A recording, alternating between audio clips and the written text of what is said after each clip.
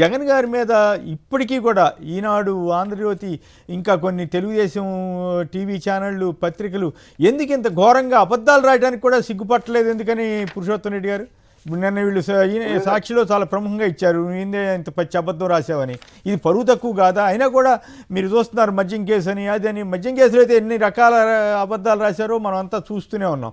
ఇప్పుడు జగన్ గారి మీద డైరెక్ట్గా ఇంకో లేని కేసులు ఉన్నట్టు రాశారట. ఏమిటి దారుణం? ఈ పరిస్థితి మీద మీ వ్యాఖ్య ఏమిటి? కొమ్మినేని గారు బేసిక్గా గతంలో వైఎస్ రాజశేఖర రెడ్డి గారు ఉన్నప్పుడు కానీ, ఇప్పుడు జగన్మోహన్ రెడ్డి గారు ఉన్నప్పుడు కానీ, వారు చెప్పే విధానాలపైన చర్చించడానికి సిద్ధపడరు.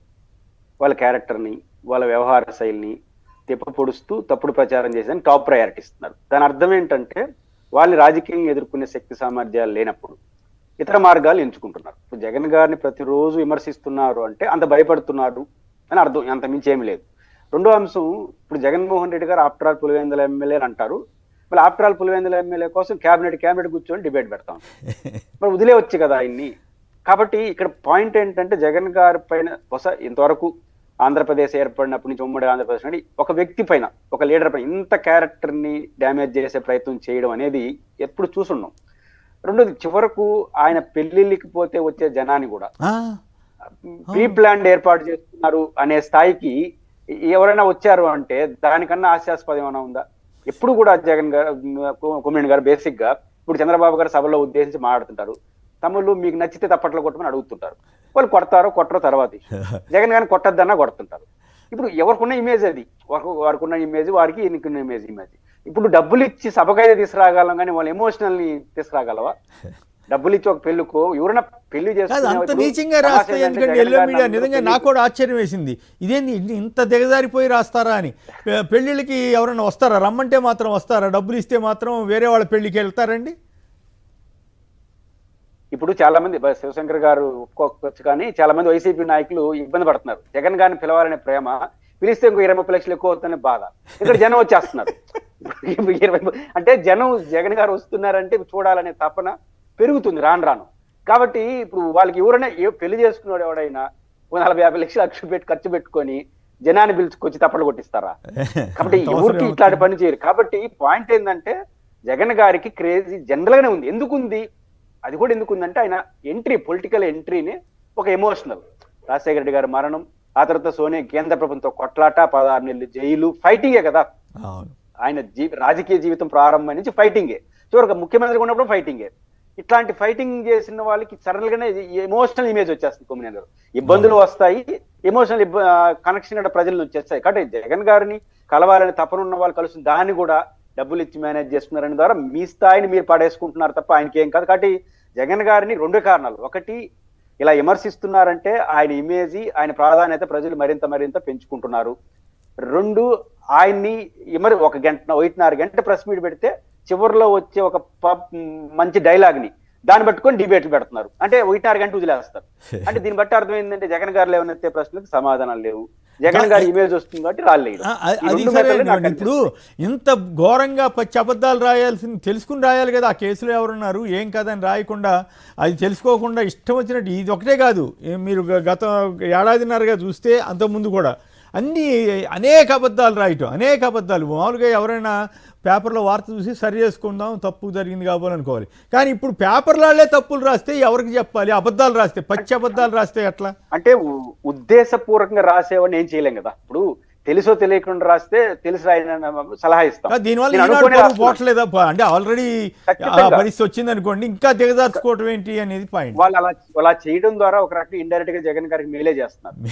చేయాల్సిన దుష్ప్రచారం చేసేసరి ఏమీ చెప్పినా నమ్మని. ఎందుకంటే ఇప్పుడు జగన్ గారు సిబిఐ కేసుల్లో వాయిదాలు ఎగ్గొట్టి తప్పించుకొని తిరుగుతున్నారు అంటున్నారు. కానీ ఏం తెలుసు, సిబిఐ కేసులో జరుగుతుంది డిశ్చార్జ్ పిటిషన్. నా పైన పెట్టిన కేసు విచారణ అర్హత లేదు అనే కేసు నడుస్తా ఉంది. ఇప్పుడు కేసు కాదు నడుస్తా ఉండేది, విచారణ. దాంట్లో బెయిలు రద్దు కాదు, జగన్ గారు పోవాల్సిన అవసరం, లాయర్లు వాదించుకుంటారు విచారణ అర్హత ఉందా లేదని. కాబట్టి పోకపోతే ఎగ్గొడి తిరుగుతా అంటే కోర్టులు గుమ్ముంటాయి ఒక మనిషిని, అందులో పబ్లిక్ ఫిగర్ని. కాబట్టి ఇది తెలుసు, బట్ ఒక క్యారెక్టర్ లెస్ అనే ముద్ర వేయడం కోసం, ఒక దుర్మార్గుడిని ముద్ర వేయడం కోసం ఈ పని చేస్తున్నారు. దానివల్ల మీరు ఆ పాత్రకి వెళ్ళిపోతారు. ఆయనేం బాడు మీరు వెళ్ళిపోతారు. కాబట్టి ఒక రకంగా మంచిగా చేస్తున్నారు. ఎన్నికల నాటికి ఈ విష ప్రయోగాలను చేసేస్తే అప్పుడు కొంచెం క్లియర్ గానే ఉంటారు జనం. రైట్. శివశంకర్ గారు చెప్పండి, ఈ సునీల్ రెడ్డి గారికి అంటగట్టడం కోసం జగన్ గారి పేరు ఇట్లా బదనాం చేయాలని వాళ్ళు ఎందుకు ప్రయత్నం చేస్తున్నారు? ఈ మద్యం కేసు జరుగుతున్న పరిణామాలన్నీ అట్లా కనపడుతున్నాయి కదా. నిజంగా సార్, ఆ ఈనాడు పత్రిక ఎంత రోతగా అంటే గనక అంత రోతగా అచ్చులేస్తూ లేని దాన్ని కూడాను ఊహించుకొని ఏదైనా రాసినా పర్వాలేదు, కానీ పబ్లిక్ డొమైన్ లో ఈ కోర్టులో కూడా ఈ రోజు ఆ case number MR case number కొడితే ఎవరెవరు ఏ నిందితులు అక్యూజ్డ్ పర్సన్స్ అనేటువంటిది ఉంటది. అది ఓపెన్ చేసినా కూడా A1 అనేటువంటిది బిపు ప్రసాద్ ఆనంద్, బిపి ఆచార్య అనేటువంటిది బిపు ప్రసాద్ ఆచార్య అనేటువంటిది A1 అయితే, తర్వాత A2 వచ్చేసి ఎంఆర్ అది సంబంధించింది హోల్డింగ్స్, తర్వాత అవన్నీ కూడా ఎక్కడే గాని ఆ కేసులో నిందితుడిగా వైఎస్ జగన్మోహన్ రెడ్డి గారు లేకపోయినా కూడాను నిస్సిగ్గుగా కేసులో నిందితుడని కూడా రాయలేదు. A1 జగన్మోహన్ రెడ్డి గారు అయితే A7 సునీల్ రెడ్డి, వీళ్ళిద్దరికి అవినాభావం ఏదో సంబంధం ఉంది, అత్యంత సన్నిహితులు, నమ్మిన బంటు అని రాసేసి అచ్చేసినటువంటి ఆ తీరు చూస్తే గనక నిజంగా కనీసం ఒకసారి వెరిఫై చేసుకుంటారా? ఏదో పొరపాటున ఎడిటర్ ఏమన్నా చేశాడేమో, నెక్స్ట్ డే ఏమన్నా సవరణ ఇస్తారని చెప్పి నిన్న కూడా చూసాము. శనివారం రోజు, శుక్రవారం ఇది ప్రచురిస్తే శనివారం రోజు ఏమన్నా సవరణ ఇస్తారు కదా మామూలుగా, అర్జెంట్ ఏదో మన పొరపాటు అయిపోయింది, దీంట్లో అచ్చు తప్పులయ్యా ఏదో ఒకటి. ఎక్కడా కూడా ఎక్స్ప్లెనేషన్ కూడా ఇవ్వకుండా ఇంటెన్షనల్ గా ఏదో మీరు అంటారు కదా సామెత, ఆ నిద్రపోయేవాడిని లేపచ్చు కానీ నిద్రపోయి నటించేవాడిని లేపలేరు, లేదా భయపడేవాడిని భయపడించు కానీ భయంతో నటిస్తా ఉంటాడు. చూసినప్పుడు అమ్మమ్మ అనేసి భయంతో నటిస్తాడు, కానీ అట్లుండదు. ఆ విధంగా వీళ్ళు ఇంటెన్షనల్ గా వైఎస్ జగన్మోహన్ రెడ్డి గారి మీద ఆయన క్యారెక్టర్ ని ఇప్పుడు కాదు, వాళ్ళ నాన్నగారు అప్పుడు ఆ టైంలో నుంచి సాక్షి పత్రిక పెట్టినప్పటి నుంచి, రాజకీయాల్లోకి రాకముందు నుంచి చదువుకున్నప్పటి నుంచే ఈ చంద్రబాబు నాయుడు, ఆ రోజు రామోజీరావు, ఈ రోజు కిరణ్, రాధాకృష్ణ, వీళ్ళందరూ కూడాను ఎంత ఘోరంగా ఆ క్యారెక్టర్ అసాసినేట్ చేస్తున్నారంటే కనుక 1,00,000 కోట్లు అంటారు, ఇంకోటి అంటారు. ఈ లేని కుంభకోణంలో మద్యంలో ఉంది అనేటువంటి రాయడానికి శత విధాల ప్రయత్నాలు. ఈడు కాలంలో మాట్లాడు చెవిరెడ్డి సన్నిహితుడు, లేకపోతే వీడు సన్నిహితుడు ఎవరో వెంకటేష్ నాయుడు చంద్రబాబు నాయుడుతో లోకేష్ తో ఫోటోలు వస్తే ఆ ఫోటోలు కూడా జగన్మోహన్ రెడ్డి గారు కలిసారు, అబ్బో ఇంకేముంది ఇది అనేటువంటిది మొత్తం క్యారెక్టర్ అంతా కూడా అసాసినేట్ చేయడం ప్రయత్నిస్తారు. నిజంగా దీనికి ఇంత నీచ జర్నలిజాన్ని కనీసం అంటే కనుక ఎక్కడా కూడాను ఏ రాష్ట్రంలో కానీ ఏ పత్రిక కూడా ఇంత నీచంగా దిగజారదు ఎల్లో మీడియా రాష్ట్రంలో దిగజారదు. ఇంకోటి పురుషోత్తమని చెప్పినట్టు నిన్న ఆంధ్రజ్యోతిలో చూస్తే కనుక మాకే అసలు అసహ్యంగా ఉంది ఆ వార్త చదవడానికి. కానీ ఫేస్బుక్ లో కానీ చూస్తే ఆ పేపర్ ఎటు చదవనుకోండి, పెళ్లిళ్ళకి వెళ్తే కనుక జనాలు తీసుకెళ్లాలంట, ఊళ్ళలో వేపియాలంట, వాళ్ళకి డబ్బులు ఎదురిస్తామంట. ఏదో రామోజీ ఏదో రాధాకృష్ణ కూడా పెళ్లి చేసుకోవాలనుకున్నాడు కదా, చేసుకున్నాడు ఏమో, ఓసారి పిలిచి ఎదురిస్తా, ఒకసారి చూడాల్సింది. రాధాకృష్ణ పెళ్లి చేసుకున్నాడు, చేసుకోవాలనుకున్నాడు తెలియదు నాకు, నిజం ఒకటితో మీరు అనవసరంగా అట్లాంటి అనుకున్నాడు కదా, అట్లా కాదు మాట్లాడద్దు.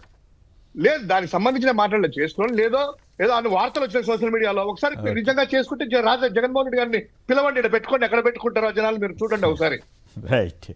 ఇంకోటి సార్, ఇదే కాకుండా నిన్న ఆ చెత్త పలుకులు ఒకటి రాశారు, అంటే ఆ ప్రస్తావన తీసుకునే పేపర్లో మీరు కూడా ఆ రోజు పత్రిక మనకెందుకు అంటారేమో, ఆ చెత్త పలుకుల్లో రాసేసి వ్యవస్థలన్నీ ఇలా అయినాయి అలా అయినాయి అని రాస్తూ, జగన్మోహన్ రెడ్డి కేసులు 20 ఏళ్ల నుంచి ఉన్నాయి, 10 ఏళ్ల నుంచి ఉన్నాయని రాశారు కదా, ఇవన్నీ కూడా వ్యవస్థలు చేయాలా, తొందరగా తీసుకురావాలనేసి. ఏమా చంద్రబాబు నాయుడు గారి మీద స్టేలు లేవా? చంద్రబాబు సిమెంట్స్ కేసులు లేదా? ఈ రోజు ముద్దాయి కదా ఈ రోజు బెయిల్ మీద తిరగలేదా? అది రాయడానికి ఏమైంది? అది రాస్తే ఎందుకు మనకు కాదు కదా. అంటే ఒకవైపే జర్నలిజం ఎందుకు పెట్టుకోవడము? తెలుగు నాడో చంద్రనాడో వ్యవస్థలన్నీ వాళ్ళకే ఉపయోగపడాలనేది వాళ్ళ కాంక్ష. ఏం చేద్దాం, అట్లా ఉంది పరిస్థితి. ఆ వ్యవస్థను అడ్డం పెట్టుకుని వాళ్ళే బతకాలనేది వాళ్ళ ఉద్దేశం. అదే చంద్రనాడు అని పేరు మార్చుకుంటే పోతుంది కదా, ఈనాడు ఎందుకు, ఆంధ్రజ్యోతి ఎందుకు, చంద్రజ్యోతితో లోకేష్ జ్యోతితో పెట్టుకోవచ్చు కదా అనేటువంటిది. డైరెక్ట్ పెట్టుకోండి, డైరెక్ట్ పెట్టుకొని మేము వేస్తున్నాం అని చెప్పి చెప్పండి. ఎవరు లేదు కదా, సమాధానం చెప్పడానికి మేము సిద్ధంగా ఉన్నాం.